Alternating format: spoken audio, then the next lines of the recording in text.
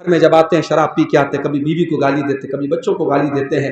کتنے غریبوں کو میں دیکھتا ہوں، شوہر اس طریقے سے شراب پی کے آتا ہے اور بیوی بیچاری دوسروں کے گھر میں جا کے جھاڑو پوچھا لگاتی ہے، برتن مانجتی ہے اور کام کرتی ہے، اور وہ بیوی جب پیسہ کما کے لاتی ہے شوہر اس پیسے سے جا کے پھر شراب پی لیتا ہے۔ ایسے شوہر بھی سماج کے اندر موجود ہیں، اور ایسے شوہروں کو بڑا یاد رہتا ہے کہ صاحب میری بیوی میری خدمت کیوں نہیں کرتی، میری بیوی میری بات کو نہیں مانتی۔ ارے تو اپنی بیوی کا کتنا حق ادا کر رہا ہے؟ اسلام میں ون وے ٹریفک نہیں ہے میرے بھائی۔ اگر شوہر کا حق بیوی کے اوپر ہے تو بیوی کا حق بھی شوہر کے اوپر ہے۔ جو اپنی بیوی کی کمائی کھاتا ہے وہ حرام خور سن لے، وہ بے غیرت سن لے، تیری بیوی کا کام کمانا نہیں تھا، تیری بیوی دوسروں کے گھر میں جا کے برتن مانج رہی ہے اور تو بیٹھ کے شراب پی رہا ہے تو بہت بڑا بے غیرت ہے۔ اور سن لو، کان کھول کے سن لو، بے غیرت بھی جنت میں نہیں جائے گا، بے غیرت بھی جنت میں نہیں جائے گا۔ اللہ کے نبی نے فرمایا الدیوث الذی یقر فی اہلہ الخبث، وہ بے غیرت انسان جس کے گھر میں بے حیائی ہو رہی ہو، بے شرمی ہو رہی ہو اور اس کو کوئی فرق نہ پڑ رہا ہو،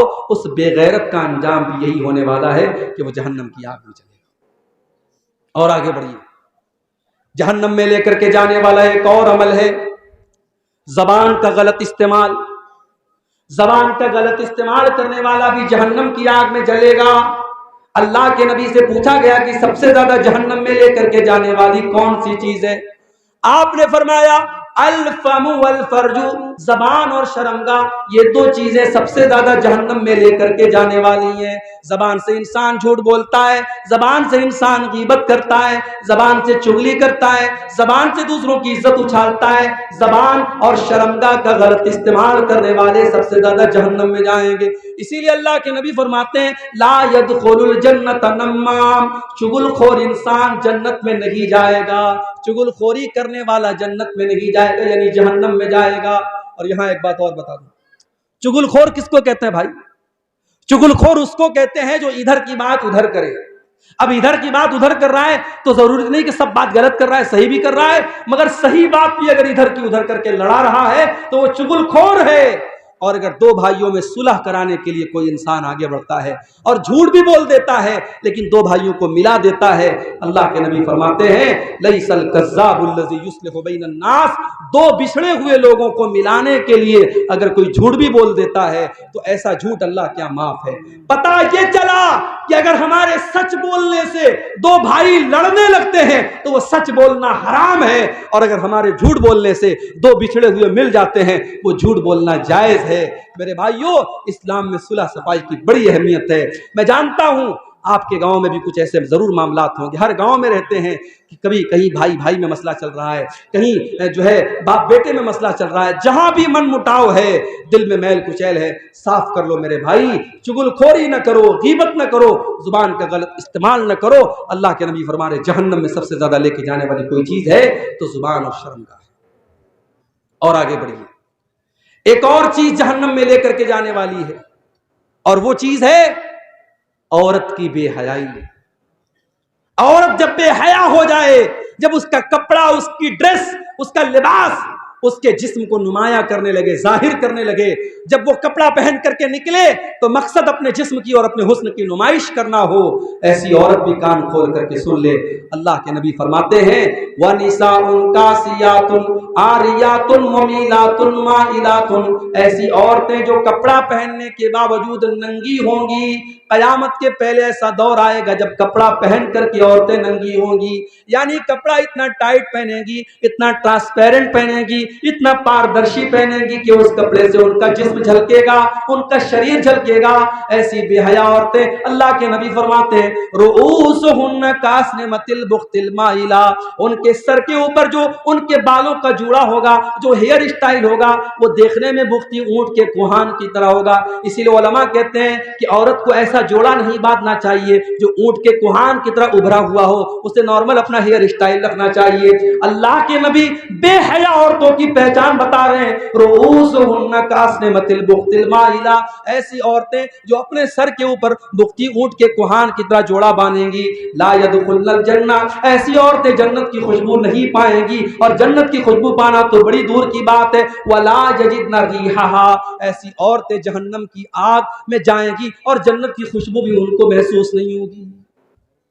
اسی طریقے سے تکبر کرنا، گھمنڈ کرنا، چاہے پیسے کا گھمنڈ ہو، چاہے عہدے کا گھمنڈ ہو، چاہے اپنے سماج میں اسٹیٹس کا گھمنڈ ہو، تکبر بھی انسان کو جہنم میں لے کر کے جاتا ہے۔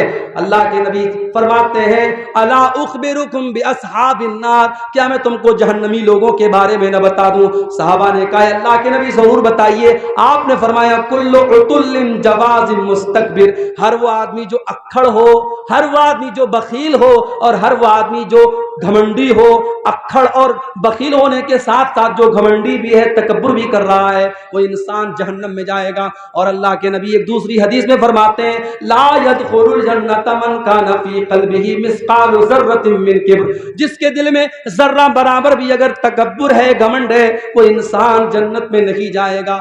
بہت خطرناک معاملہ ہے میرے بھائی، بہت خطرناک معاملہ ہے۔ تکبر سے بہت کم لوگ بچ پاتے ہیں، ہم اور آپ کی اللہ حفاظت کرے۔ تکبر اتنی خطرناک چیز ہے، ذرہ برابر اگر تکبر ہمارے اور آپ کے سینے میں ہے تو جنت حرام ہو جائے گی۔ اسی طریقے سے اور آگے بڑھیے، جہنم میں لے کر کے جانے والا ایک اور عمل ہے، اور وہ کسی بوڑھے انسان کا اپنے سر کے اور داڑھی کے بال میں کالا خضاب لگانا۔ عمر ہے 50 سال مگر دکھنا چاہتا ہے یہ 30 سال کا۔ ارے جب تیری عمر 50 سال کی ہوگی تو شرم کس بات کی؟ تو بال کو جتنا بھی کالا کر لے، داڑھی کو جتنا بھی کالا کر لے، تو اپنے بدن کی سلوٹوں کو کیسے مٹائے گا؟ تو اپنے بدن کے ریشوں کو کیسے مٹائے گا؟ تیرے بدن کی جھریاں بتائیں گی تو 50 سال کا ہو چکا ہے، کتنے دن تک تو دھوکہ دے گا؟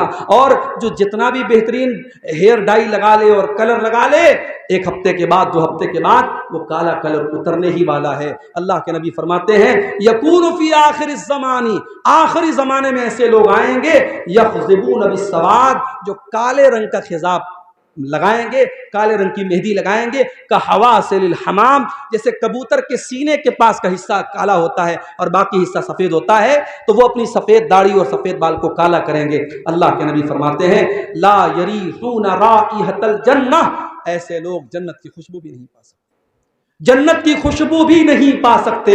میرے پیارے ساتھیوں، ایک بوڑھا انسان سماج میں بوڑھا جب ہوتا ہے تو اللہ کے نبی نے اس بوڑھے کا احترام کرنے کا ہمیں حکم دیا ہے، مگر جب بوڑھا اپنے بڑھاپے اور اپنی بزرگی کا لحاظ نہ رکھے، اپنی سفید داڑھی کو کالا کرے یا داڑھی کو کلین شیپ کرا لے، اور اگر کوئی بوڑھا غلط کام کرے تو اللہ کے نبی نے اس کو اور خطرناک بتایا ہے۔ آپ نے فرمایا 3 لوگ اتنے بڑے بد نصیب ہوں گے کہ قیامت کے دن اللہ تعالیٰ ان کی طرف دیکھے گا بھی نہیں۔ ان 3 بد نصیبوں میں ایک وہ انسان بھی ہوگا وشیخ زان، جو بوڑھا ہونے کے بعد بھی بدکاری کرتا ہے۔ جوان اگر زنا کرتا ہے، جوان اگر بدکاری کرتا ہے تو اللہ تعالیٰ کے یہاں اس کو سزا ملے گی، مگر اللہ تعالیٰ کے یہاں سزا میں کچھ تخفیف ہو سکتی ہے۔ وہ نوجوان کہہ سکتا ہے کہ اللہ میں نے جوانی کے جذبات میں اور جوش میں آ کر کے یہ کام کر دیا، مگر جب انسان 70 سال کا 80 سال کا بوڑھا ہو گیا، جوانی کے جذبات مر گئے، ختم ہو گئے، اس عمر میں اگر اس نے یہ غلط کام کیا ہے، اب اللہ کے یہاں یہ بہت بڑا گناہ ہے، یہ معافی کے لائق گناہ نہیں ہے، اللہ تعالیٰ ایسے آدمی کی طرف دیکھے گا بھی نہیں۔ تو میرے بھائیوں، جو بوڑھے اپنی سفید داڑھیوں کو کالے خضاب سے ڈائی کرتے ہیں، وہ کان کھول کر کے سن لیں، لا یریحون رائحۃ الجنہ، ایسے لوگ جنت کی خوشبو نہیں پا سکتے۔ اب 1-2 باتیں بیان کر کے اور بات ختم کرتا ہوں۔ حرام کمائی کھانے والا بھی جہنم میں جائے گا، حرام کمائی بھی انسان کو جہنم میں لے کر کے جاتی ہے۔ اللہ کے پیارے نبی جناب محمد رسول اللہ صلی اللہ علیہ وسلم فرماتے ہیں کہ کل جسد نبت من سحت، ہر وہ بدن اور جسم جو حرام کمائی سے پلا بڑا ہو، فالنار اولا بہ، وہ جہنم کی آگ میں جائے گا۔ ابھی کرکٹ کا ورلڈ کپ چل رہا ہے، میرے پاس موبائل پہ بھی میسج آ رہا ہے، ڈریم 1 ڈریم 11 ڈاؤن لوڈ کیجیے، 1 کروڑ روپیہ کمائیے۔ 1 کروڑ کا نام سن کے کون اچھل نہیں جائے گا بھائی؟ 1 کروڑ کس کو پسند نہیں ہے؟ اب نوجوان کیا کرتا ہے؟ ایپ کو ڈاؤن لوڈ کرتا ہے۔ افغانستان اور پاکستان کا میچ چل رہا ہے، اب اس ایپ میں اس نے پیسہ لگا دیا 1 لاکھ روپیہ، اس کو لگ رہا تھا یار پاکستان جیت جائے گی، مضبوط ٹیم ہے، افغانستان بالکل کمزور ٹیم ہے، اس نے 1 لاکھ روپیہ لگا دیا، لیکن الٹ پھیر ہو گیا، افغانستان نے پاکستان کو ہرا دیا، اس کا 1 لاکھ ڈوب گیا، پھر اس کو اور 1 لاکھ لاس ہو گیا، مگر اب اس کو لگا کہ اب اگلا میچ ہوگا تو میں اور بڑا پیسہ لگاؤں گا، 2 لاکھ لگاؤں گا تاکہ وہ 1 لاکھ کور بھی ہو جائے اور 1 لاکھ اور مل جائے۔ اس طریقے سے آج آن لائن جوا کھیلا جا رہا ہے اور ہمارا نوجوان اس جوئے کا شکار ہو رہا ہے۔